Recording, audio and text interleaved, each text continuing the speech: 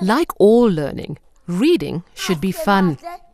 Learners learn best when they feel safe, receive praise and encouragement, and are gently corrected. Learning to read should be an exciting experience for young learners as they grow in confidence, mastering new words and exploring new texts. This adventure should be supported by a text-rich environment. It's important a child sees words and texts on the classroom walls and can explore a variety of books in, ideally, a reading corner. Which sound do you hear last? Teaching reading also needs to allow for different learning styles, such as auditory, visual, and kinesthetic or physical. Teachers should try and integrate the sense of sound, sight, and touch into their lessons as much as possible.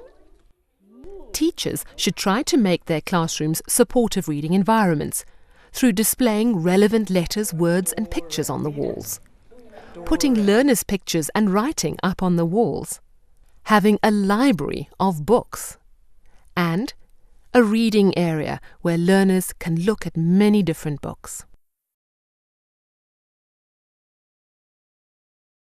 It's really quite important to create a relaxed classroom environment for the children when they're starting to read, because reading can be a very stressful skill for them.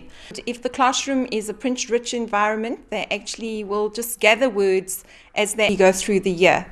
In terms of having a little reading corner in your classroom, I think it's quite important to have that special little corner that they can go off to once they've finished their work. It should have some comfortable cushions that they can sit on and just feel relaxed, and display a number of books so the children have a wide variety of books that they can actually focus on and choose their own books instead of just being given a book and they have to focus on some topic that might not be relevant or interesting. It brings back the enjoyment, and it also gets them to start looking at different titles. They also can see how different books are illustrated, so they gather a lot of incidental information about the text as they go through the little library on a daily basis.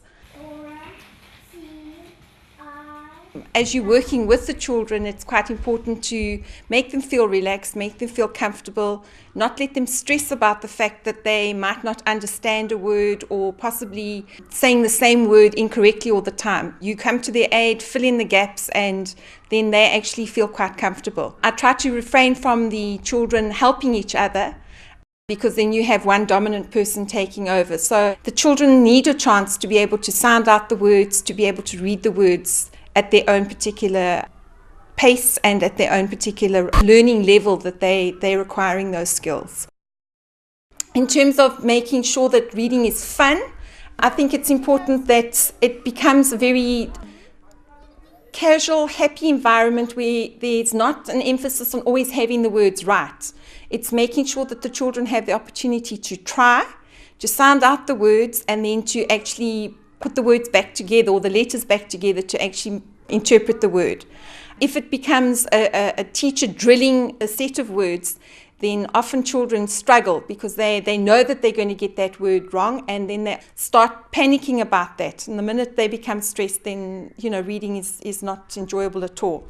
Playing games is a wonderful way of trying to get them to actually engage with words and build words. There are various word games, commercial games that you can buy. The curriculum requires us to have different types of reading lessons within our daily program. And the group reader is one of the activities where we have children divided into ability groups, and then they sit on the carpet with the teacher and they're reading a book at their particular level. And this is quite nice because you can accelerate some children into the top group and they can read a different type of text, which is a little bit more complex because they have that much more vocabulary, they can engage with the text, and they have that much more understanding. At the same time, you can work with your slower reader who might not enjoy reading and find something that's at their reading level as well as their interest level in terms of the books that they would read. The teacher needs to listen to the child every day for evaluation and also being able to identify possible areas of concern or where they are accelerating and you need to maybe provide them with more challenging texts.